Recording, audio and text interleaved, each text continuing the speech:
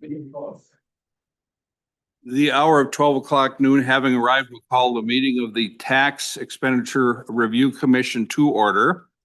Welcome, everyone, this afternoon here. It's Thursday, January 15th, 26. We have kind of a hybrid situation here where we've got very good attendance in person here, and there are also those that are online. We welcome all of you. Ms. Schnabel, could you please take the roll? Representative Davids. Present. Davids present. Representative Agbaje. Agbaje present. Senator Clark. Present. Clark present. Senator Klein. Senator Curran. Present. Curran present. Commissioner Markwart. Present. Markwart present. Representative Robbins. Present. Robbins present. Representative Smith. Representative Smith, can you repeat that? Senator Weber. Present. Weber present. Senator Klein. Representative Smith. I am present. Smith present. Mr. Chair, we have a quorum. Okay, so we'll officially call the meeting to order.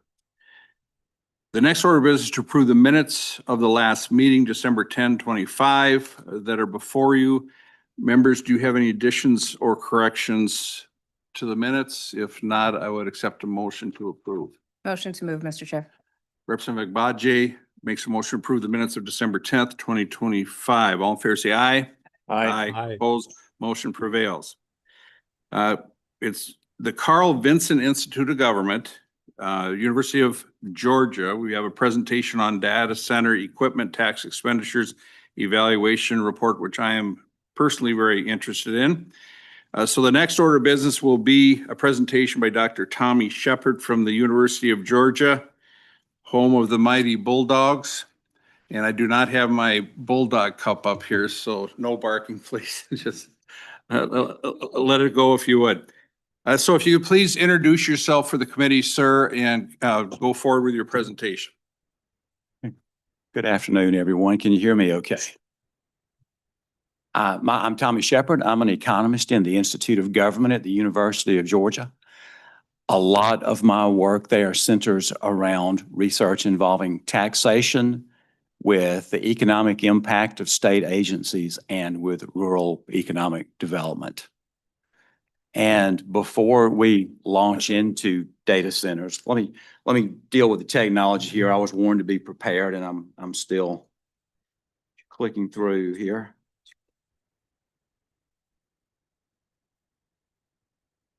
Before I launch into data centers, let me take just a minute to really sincerely thank the committee for having me here and letting us be a part of this project. It's been a real honor to work with you on it, and to thank Christian and Christy and their staff for all of the support that we have had. It has been an absolute pleasure to work with you all. This has been an interesting project from our standpoint. It's been challenging at times. It has been a bit tedious at times. And it's been really enlightening for us because we were able to conduct this one in parallel with a similar study for our own state legislature, and to be able to see the differences in the data center industries between the two parts of the country, and also to be able to look at one set of results as kind of a sanity check on what was going on with the other set.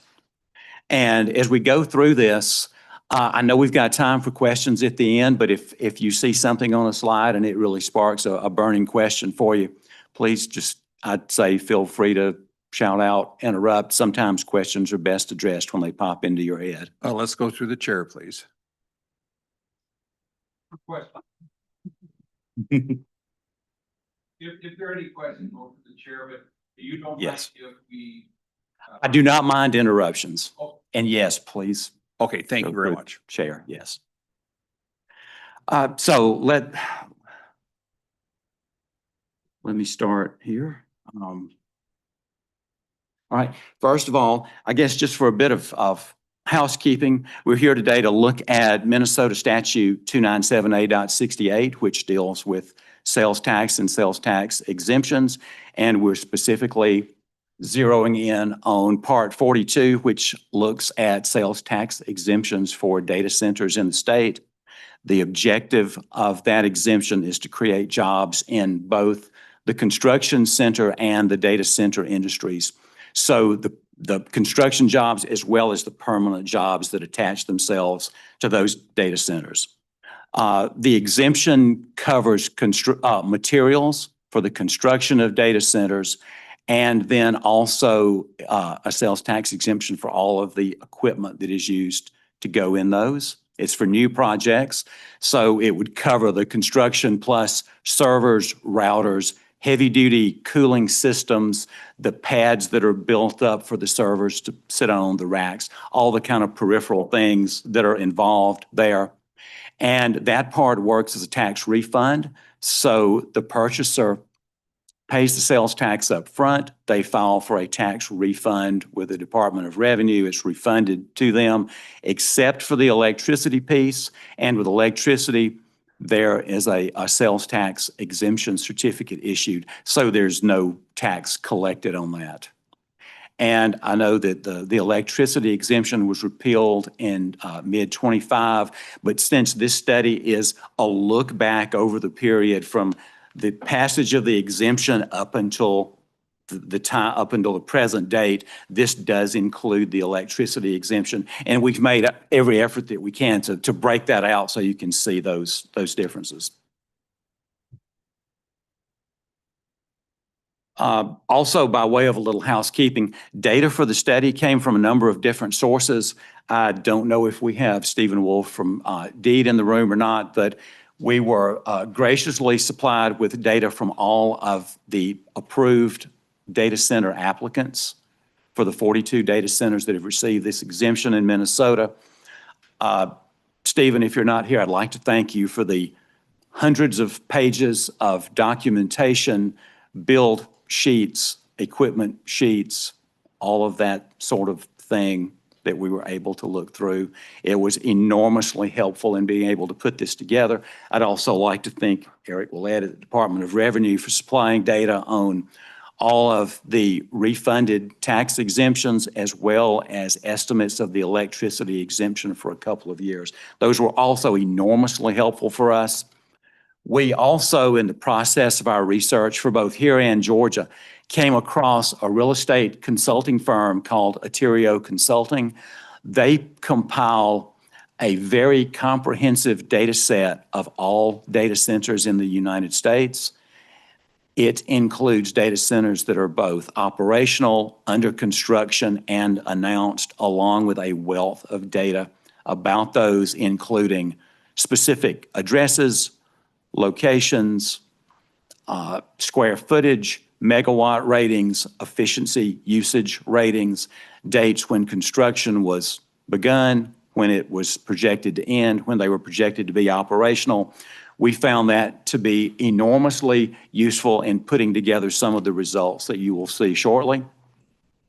We put together in-house estimates of electricity usage. I noted that Eric had some estimates on that we were able to take a look at. We also put together and sort of filled in the entire series for ourselves, and we were really happy that we were within rounding error of yours. So thank you so kindly for those. And we used a computer software package that is designed specifically for estimating economic impact called M-Plan. It's fairly standard across studies like this. We use it in Georgia almost uniformly across institutions for this kind of work. It measures economic impacts, and as side results of that estimation, I won't bore you guys to tears with the details, but it looks at things like what is the direct impact, so direct employment associated with economic development projects, and then indirect, which you can think about as upstream impacts from suppliers to construction, that sort of thing, and downstream impacts that we call induced as employees spend their dollars in the economy and we see churning and multipliers at work and generate additional tax revenue. So I think that probably covers the data a little bit for us. Now, as I come to sort of the first chart, and I've tried to make most of this really visual for our benefit here, both in talking about it and seeing what's going on. I really want to call attention to this one because it is really sort of a preface to everything that follows. The exemption pertains to large expenditures either for refurbishments of existing data centers or newly constructed data centers. The dollar thresholds for those are 50 million for refurbishments or 30 million for construction of new data centers. And I will note that in today's data center environment, that's probably a pretty low bar to clear. It's really hard to imagine that there you would see any kind of a new construction or refurbishment that would not qualify under those standards. And what I want to really call your attention to, and I hope you can sort of make the distinguishment between the two shades of color that we've got going on here, but the black represents new construction projects in the state that were approved for the exemption. The shade of gray denotes refurbishment projects. And the takeaway from this slide is that the exemption was enacted in 2011, and we see a real flurry of projects in 2012, 13, and 2014, the majority of those being refurbishment projects and a few new construction projects. And then as we move into 2015 and forward, after that flurry, we see things dwindle a bit. We noted no new projects in the deed applications from 2018. Only a couple in 2019 and 2020, and then none that have been approved after that. So I think our big takeaway and the thing that really influences all of the discussion that follows is that the exemption was enacted. We saw a flurry of activity around it. A lot of that was existing data centers that saw an opportunity to take advantage of the exemption and refurbish as soon as they could, and then sort of a dwindling of interest in it. Dr. Shepherd, in 2012, you see the refurbishment line go almost off the charts there. How old were some of those projects? Or when were they first built? I will tell you that I don't have total recall of every data center in that set, but a lot of those were attached to existing businesses that were already in Minnesota, particularly things like corporate headquarters that operate a data center as a part of their operations. Okay. Thank you, So Doctor. some had been around for quite a while. Yes, so it seems like I don't know exactly what date in 2011 it was enacted, but it took a while for data centers to get on board, realize that it was there, go through the approval process. So yes, there were 13 in 2012. Thank you, Doctor.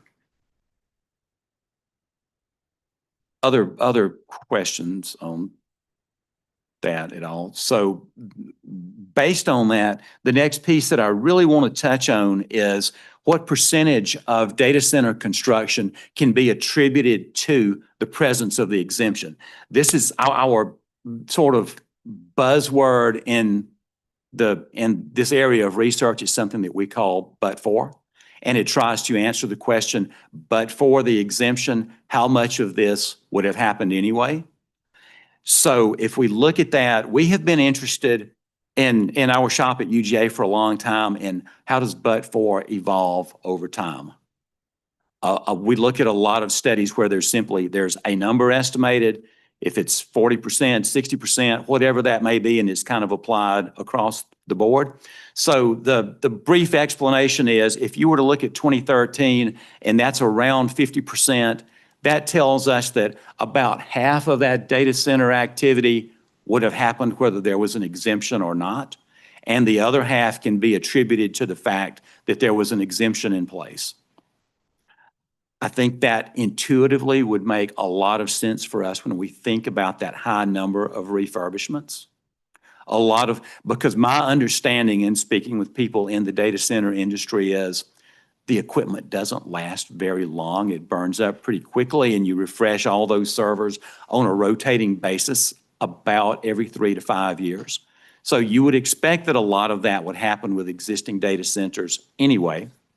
If we get out to 2025, where we see a but-for estimate that's hovering somewhere around 25%, that would tell us, and it's almost a little counterintuitive the way the terminology works, but that would essentially tell us that we could attribute 25% of that activity to the presence of the exemption, and the other 70% would have happened anyway. And I think it makes some intuitive sense for us that we see a but-for that gradually erodes or declines over time for a couple of reasons. One is that when an exemption is initially passed, there's a lot of energy around it, a lot of interest in it. People want to get in on that as quickly as possible. The other is, as we see surrounding states either enact similar exemptions or make the exemptions that they have on the books more generous in this kind of ongoing competition for data centers, then we do see this sort of a decline or an erosion in how much activity we can attribute to it versus what might have happened anyway. So we saw it decline based on our estimates from 50% in 2013 down to about 25% by 2025.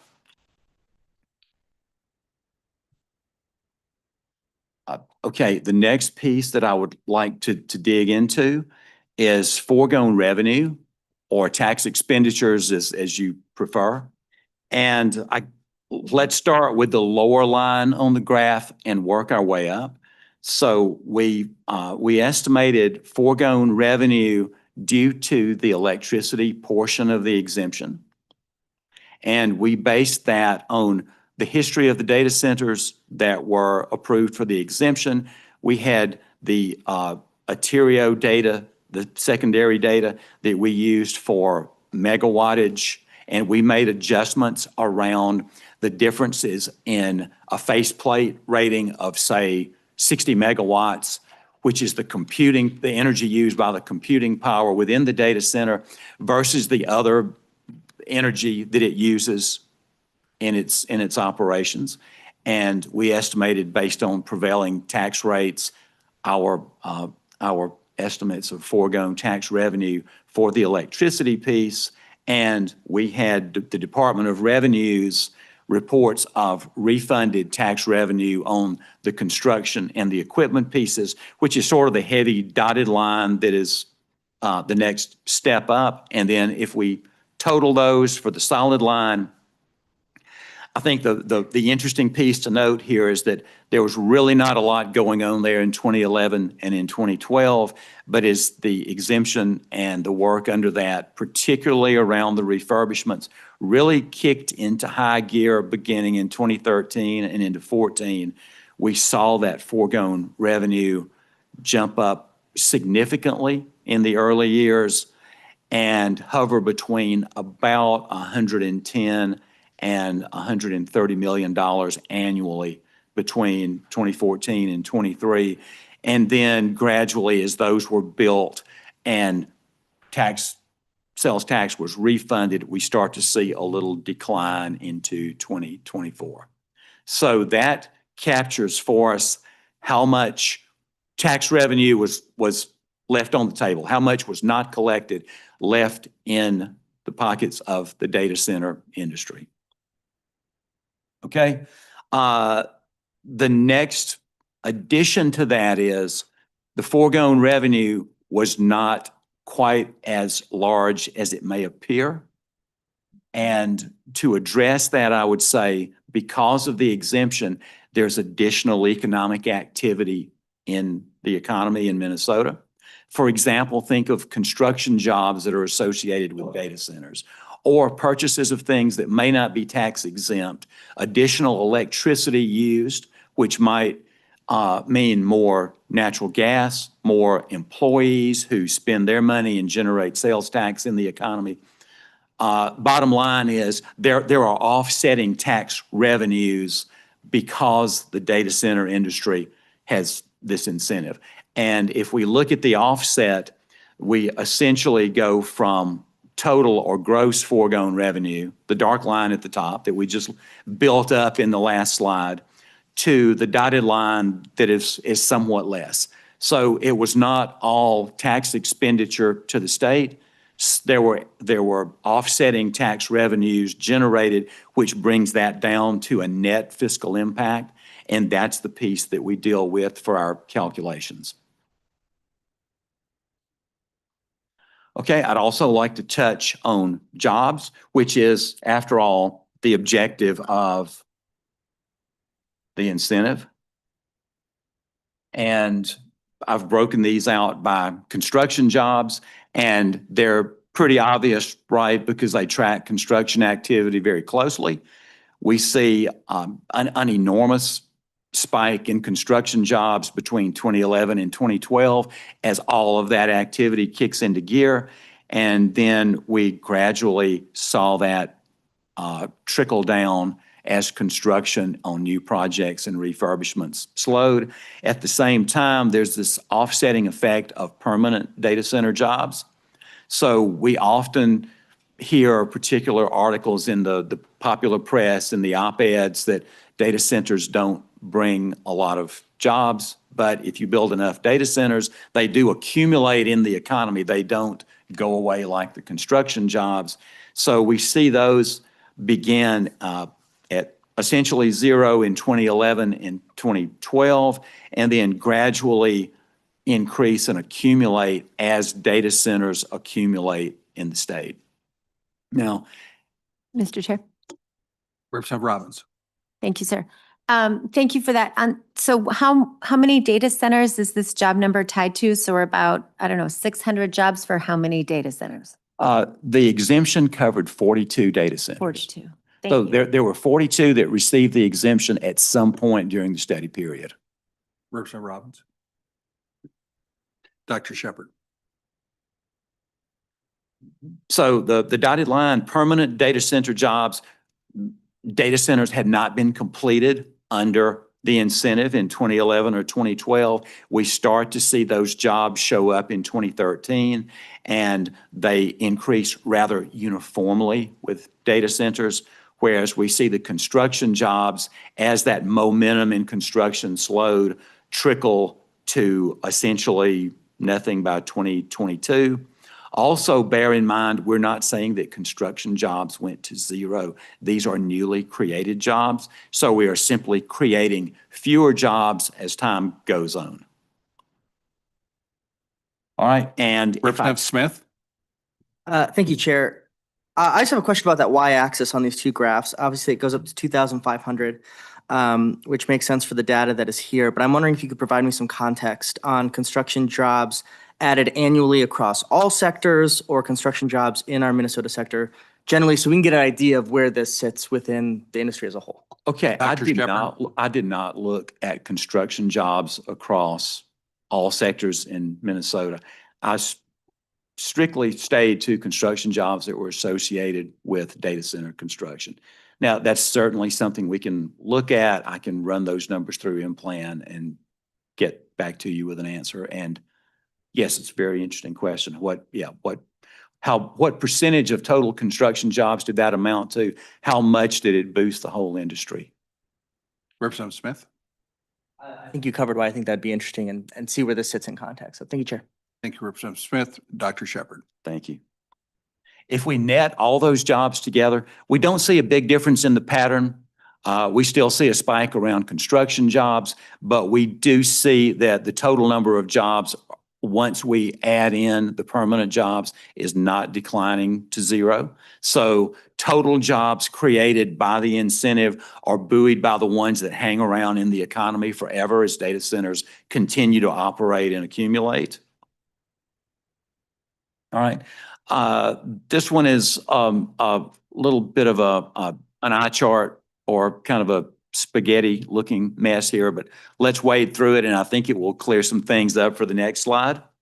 So here we are looking at the comparison of those net fiscal impacts, the gross foregone revenue offset by additional tax revenues generated by the incentive. And be careful that I flip the axis on you with that. So when I initially looked at it, foregone revenue, I just showed it as a number and it's above the axis, okay? But here, for sake of presentation, I want you to see that those numbers are negative. Those numbers are outgoing and impacts are positive. So if we build that up from the zero, from the axis, we see that by and large, the impacts that are created in the economy are from both construction and equipment purchases. And I will note here, although I did not really include a slide that addresses it, there is a much smaller impact from equipment purchases. And reason being, there's not a lot of computer equipment produced in Minnesota. The majority of it is made somewhere in probably Southeast Asia. So dollars that are spent on that leave the state. And that is something that in our unique economic language, we call leakage. So those are tax dollars that we would say leak out of the state. Most of it is generally produced in Southeast Asia. And from my understanding in talking with data center operators is that it's probably shipped to Mexico where the different components are put together in a final form. So chips and housings and all the other things that I don't know much about as an economist are assembled into a server. And that location is very conducive to shipping then into the U.S. So just as a side note, the majority of that impact is from construction jobs, materials that can be sourced locally, labor that can be sourced locally, and not from the equipment piece of that. There's also the extra economic impact from the extra electricity generation. So there's more electricity demanded and generated to meet that data center need, which may mean extra hours for operating plants, natural gas if they're gas-fired, other fuels. Maybe it adds a few jobs. So there's some impact there. It's not a lot in the grand scheme of things, but we wanted to account for it. And the operations impact essentially tees off of the permanent employment in those data centers. So we see one net fiscal impact, and it's negative, hence it's below the axis. And then we see three impacts that are positive, although at different magnitudes, and those are the ones that are displayed above the axis. Now, thought experiment with me. Let's add all of those impacts that are positive, that are above the axis, but just to make it more interesting, let's turn them into a bar graph. There's no real reason for that, but the line graphs have gotten a little boring, right? And bear with me on this. Now we can see more of an offsetting effect. So we see all of the dollars that are flowing out in terms of tax expenditure as negative, and we see all of the impacts that are coming from the various operations that impact that industry above the axis. And I think it's much clearer to us that in the early years of the exemption, we see a significant impact in the economy from that construction, largely from that construction activity, not to discount the other pieces of that. And we see very little outflowing dollars in terms of foregone tax revenue as we move further into our data set, into our time series. Companies have now, they're heavily into construction. They're now filing their applications. They're seeing their tax refunds, but as the construction activity itself declines, we're seeing less impact from that. Now, I tend to like to think of this in terms of an investment. You're spending tax dollars to generate economic impact. So just in a very simple example, if I invested $1 today and I got $1.10 back at the end of the year, I earned 10 cents on that investment. And I tend to look at the fiscal impact as the dollars that I spent to achieve or to buy economic impact, and I'll look at the impact as what I got for my money on that. If I were to use that and put it into just a basic return on investment formula, I get a graph that you might look at and say it looks a little silly, right? I've got an enormous return on investment in 2014, ridiculously large. But bear in mind that that was a time when we were seeing a lot of impact, but we were not yet seeing a lot of tax dollars being refunded. As we move on, that declines pretty quickly, and then it trickles along just into the negative range. And what really matters is what happened over that whole time period. So if I sum up all of those impacts and I sum up all of those tax expenditures over the 2011 to 14 period, and I look at a return on investment, it is negative 2%. So to go back to my really simple classroom example, for that dollar that I invested, I got 98 cents back at the end of the year. Now, with a little bit of accounting for estimation error, maybe it's a percent or two different. Maybe it's a 4% loss. Maybe it's a break even. That's, we can't peg those things with exact certainty.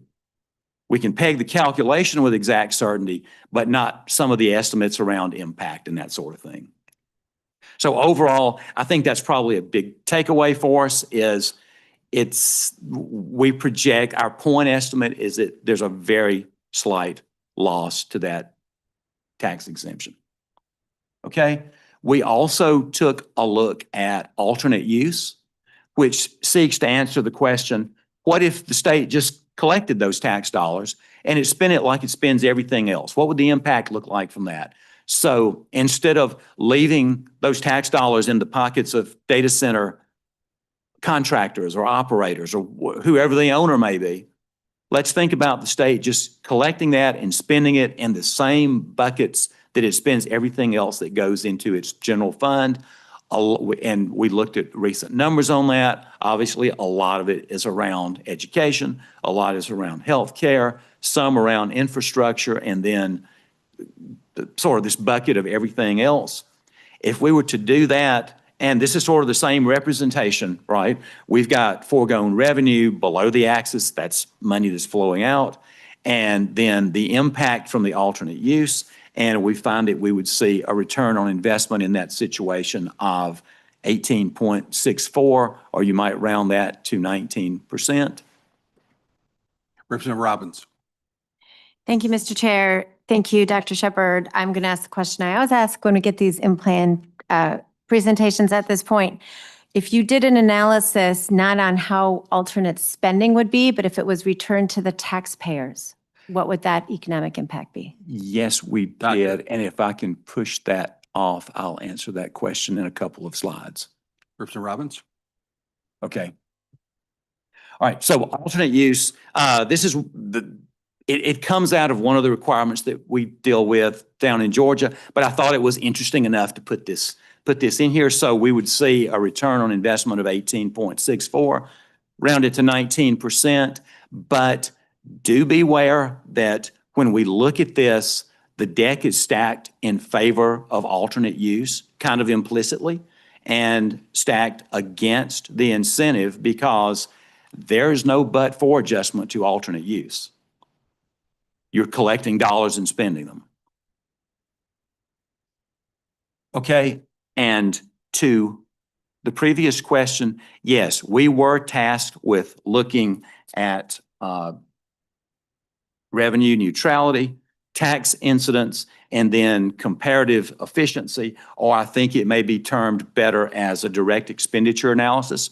So the first two items in this category come directly from your state Department of Revenue tax report that's cited in the study, and it projects that if the exemption, the tax incentive were repealed, the general sales tax rate could be reduced from 6.875% to about 6.787%. And it did not offer a specific incidence analysis for the data center tax incentive. It referred me to the case for the general sales tax incentive, which concluded that the burden is disproportionately borne by higher income households and non-residents. Okay, I did not have the advantage of going to your tax report for a direct expenditure analysis. So we did a lot of thinking around what that might look like. And our takeaway or our understanding of that was, if in lieu of the tax incentive, what if you simply made a direct expenditure into the economy with the same objective, the objective being to create jobs in the construction and the data center industries? And to accomplish that, we looked at foregone revenue. You'll remember that the initial foregone revenue chart that we looked at, which went from 0 to a significantly large number very early. It bounced around in that range of about 110 to 130 million per year, and then it started to decline.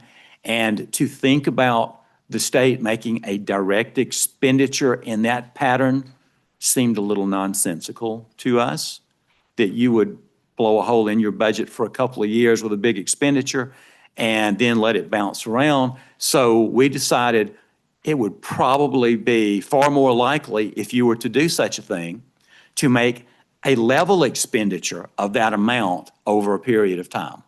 So we took net foregone revenue and we assumed that that was spent directly into the economy with the objective of creating jobs in the data center industry and construction evenly over time. That's the dotted line that you're looking at in the graph. So we simply took the really volatile net foregone revenue and we said it would probably make more sense that it was spent levelly over time. So we assumed level spending. We also assumed that there were no additional sales tax exemptions stacked on top of that. That would be kind of like speculation by the witness. And we assumed that permanent data center jobs, given that expenditure, would grow by about 40 per year. And our reasoning behind that was that direct expenditure into the economy annually would amount to about one data center, and average employment at that size data center was about 40 jobs. So that was our set of assumptions that we worked with. One more that I will add in is we assume that if the objective of a direct expenditure was to create jobs, you would probably make that direct expenditure towards construction, which creates a lot of jobs, and not direct that towards the purchase of equipment, which is largely what we called leakage from the economy. So we assume that you would choose to support Minnesota construction jobs and that would come from directing money towards construction projects. So in terms of nuts and bolts of doing the analysis, when we went to our M-Plan software, we used a category of construction of new commercial facilities. We did not assign that to equipment. We felt like that would have been the most logical. So, excuse me. So what you see here is, first of all, the level expenditure is the dotted line, and the economic impact from that is the dark line that you see up top. So you note pretty obviously that the impact exceeds the expenditure in this case. And if I were to toss in one more graph on top of that, which is cumulative data center jobs, permanent jobs, you see how very closely those two graphs track. So the growth in time over time of that annual economic impact is coming from that accumulation of permanent data center jobs in the economy. Unlike construction, you create a job, you build something. If you don't continue to build, those jobs go away or they go elsewhere or to another industry. The permanent jobs hang around in the economy, and those people spend money and generate what we call induced effects as they spend their money in the economy, and that accumulates over time, and it hangs around permanently.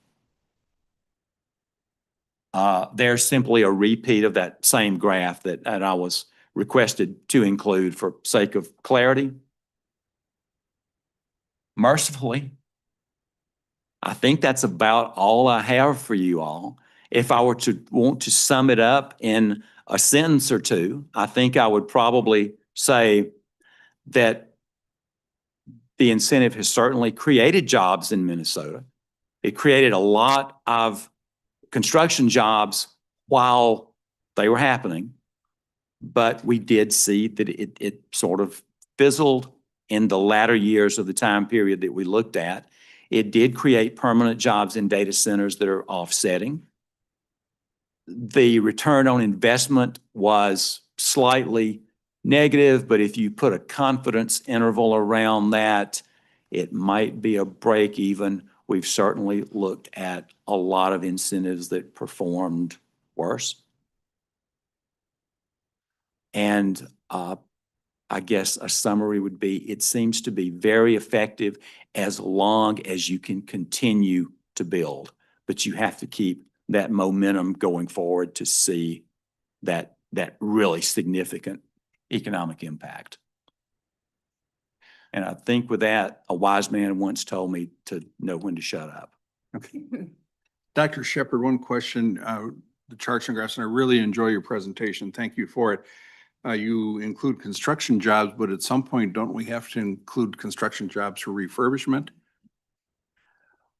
It depends on whether those would be refurbished again and again, and that was just not, it was not a part of the scope that we looked at. So we looked at a one-time major project, which could have been a new construction project or a major refurbishment. It did. After a major refurbishment, this is what we've been able to learn from doing a couple of these in Georgia. For a long time, the building, the structure itself seems to hold up. And it's just a matter of refreshing the equipment that is inside as it wears down, burns out, needs to be replaced. Well, thank you so much, Dr. Shepherd. Shepherd, I'm going to open up to questions from members, staff, commissioner, Representative Agbaje. Thank you, Mr. Chair, and thank you, Dr. Shepherd, for this presentation. Very enlightening. One thing I kind of wanted to go back to was thinking about the permanent jobs. So it looks like in the slides that you showed us, the data around the permanent data center jobs, I think slide 10, starts to plateau, it appears, for the years of 21, 22, 23, and 24, or approximately. They're kind of around the same number. And then when you compare it to, obviously, I know that those are assumptions that you made, but the assumption that if we just directly put money into the construction trades instead, and then for the data centers, we would probably be accumulating maybe like 40 jobs a year. So I'm just trying to figure out where we are now. Are we still creating more permanent jobs, or is that starting to peter out to level off? Dr. Shepherd. Okay, so we looked only at data centers that fall under the incentive. Mm-hmm. So I can't speak to whether there are data centers that are being built outside of it, although, as I mentioned, it's a fairly low bar to clear. But it appears that there have not been new applications that were approved. So my assumption would have to be there have not been new permanent data center jobs created. Mr. Chair. Representative Agbaje. Yeah, there's not new permanent jobs since there's no new groups coming in. But perhaps under your assumption, if we had used that money alternatively, we might still be seeing an effect of jobs in that space. Is that I think correct? that would be a Dr. fair Shepherd. assumption. Representative. Thank you, Mr. Chair. Questions? Commissioner Marquardt. Thank you very much, Mr. Chair, and Dr. Shepherd, thank you and your team for the work on this report. And my question is actually not on the report, but something you said right off the start where you were talking about Minnesota's approach. I didn't know if it was towards tax incentives or what, was different than in the South. What did you mean by that? Dr. Shepherd. That our approach was different. I think our industries are different. Our approach is a bit different in that it does not have to be a new project. We also offer an ongoing exemption for the refurbishment. I'm sorry, the recycling of equipment or the replacement of it. So we actually have two exemptions on the books. One would be for the construction. Okay, coming into focus a little better. You had to think about that one for a minute. Ours is for construction of new data centers, and we tend to lean much more heavily towards the really hyperscale AI data centers. We've seen an influx of those in applications for them. They are not necessarily attached to a corporate headquarters, but ours is for the construction of new data centers, and it covers a part of the construction materials, but not all of them. It covers the construction materials that make the building shell a data center itself. So the pads, the raised floors that they sit on, the heavy-duty electrical systems, cooling systems, some of those things. And we have an additional exemption for large-scale purchases of computer equipment, so that there's also the benefit to the data center of the sales tax exemption every time equipment is refreshed, as long as they meet that bar. Commissioner Markort. Thank you, Mr. Chair. And thank you, Dr. Shepherd. So have you also done this analysis of what they do in Georgia, and how does that compare with the rate on investment versus, or the return on investment versus what you see here in Minnesota? We have. Dr. Shepherd. Thank you. We have conducted this twice for Georgia. Once in 2022, we were asked to look at it. The data at that time was rather sparse because the exemption had only been put on the books in 2018. We took our best shot at that. We were asked to revisit it this year, and actually my director is presenting those results right now in Atlanta. Ours revolves more around hyperscale, and all of the construction materials are not exempted. We tend to see a strongly positive return on investment from that because of the scale of that construction. Commissioner Markort. Well, and I'll, Dr. Shepherd. and I will add to that, because Georgia has been on a fast upward trajectory ever since 2018. So there has not been an issue with construction declining. There's always something being built in the data center world. So it would almost capture, I'm sorry, I'm kind of rambling a little bit. It would almost look like the early years, the flurry of activity here, except that it hasn't waned yet. Commissioner Markort. Representative Smith. Thank you, Chair. Thank you, Dr. Shepherd. I was hoping you could clarify a little bit, slide 16, the direct expenditure analysis, because you said a couple of times this was a direct expenditure into the construction industry, but then sometimes you also added in the data centers industry. So could you clarify in this particular analysis, where would this hypothetical, it looks like about 60 million a year, I don't know exactly what that dotted line is numerically.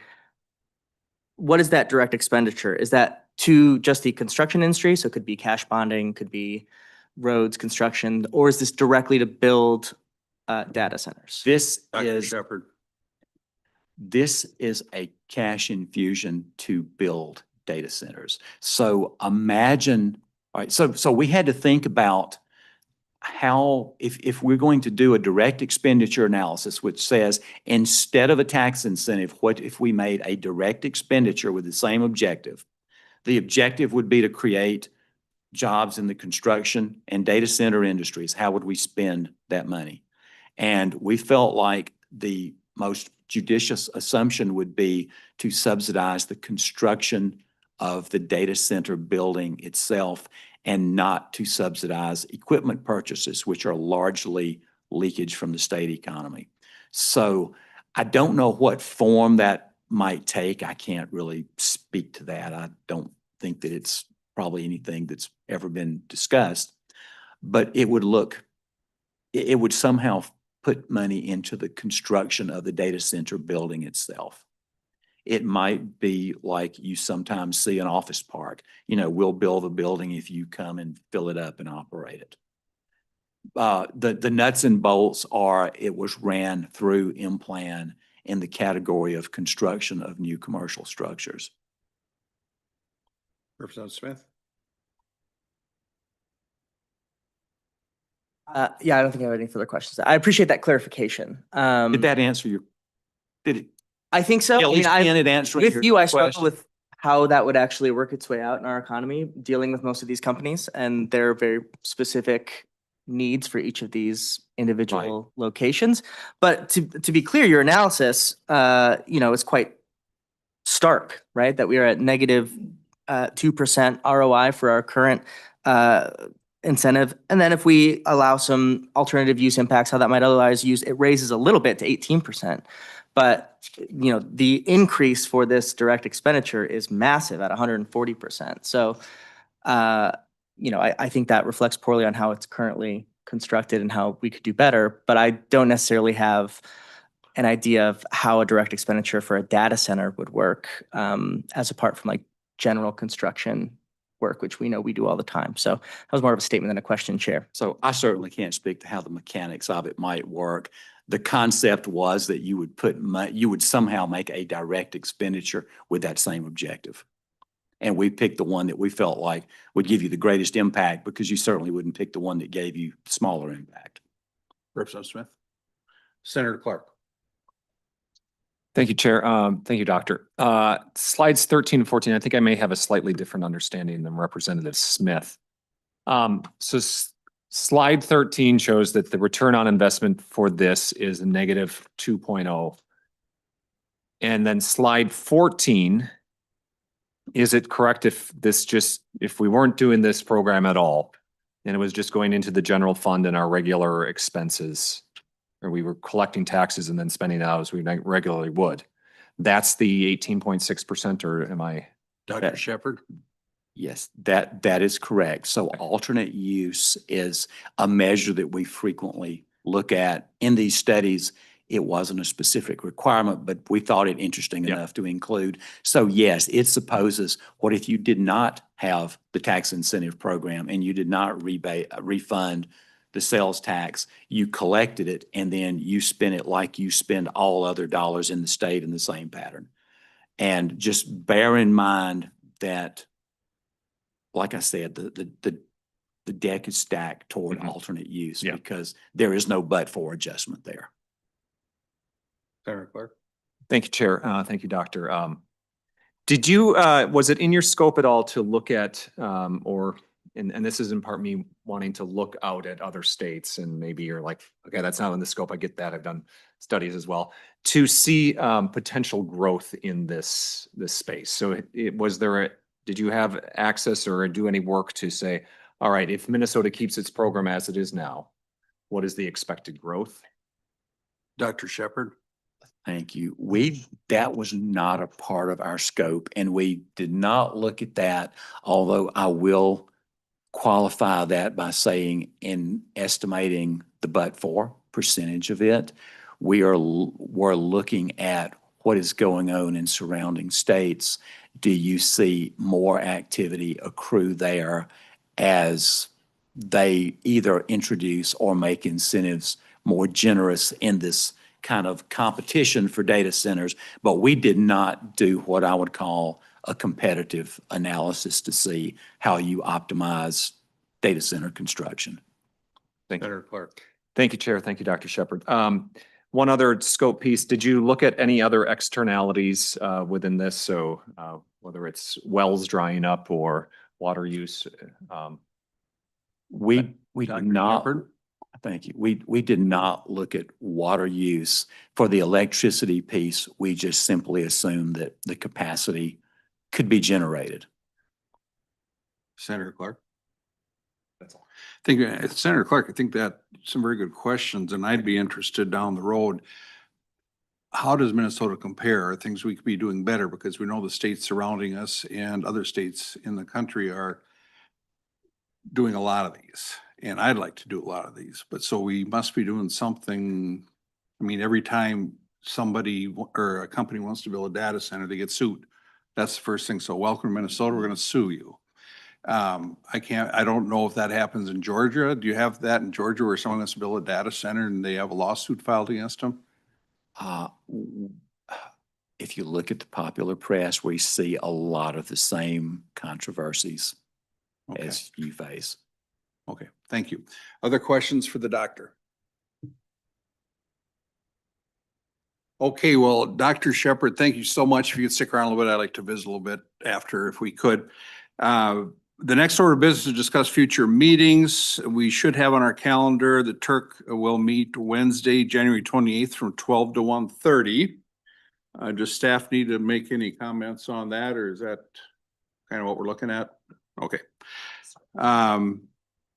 After that meeting, the LBO will share compiled results for the previously presented tax expenditure evaluations. The commission will vote to continue, repeal, or modify those tax exemptions, the matter previously approved by the commission. And to my dear friends, if you haven't submitted your evaluations, please do so. They're not too late, right? I mean, they're late, but they can still get them in. Get them in. What I did, because I would forget, what I did was Sam and I went right over to the office and I filled them out. And so he handed them right in. So I'm trying to lead by example. So if you can get them in, you can still get them in. Senator Clark. Is Sam available to help others? Sam just got a new full-time job. Sam? Okay, anything else for the good of the order? With that, Dr. Shepherd, thanks again. Go Bulldogs, unless they're playing the University of Minnesota. We are adjourned. Thank you all so much.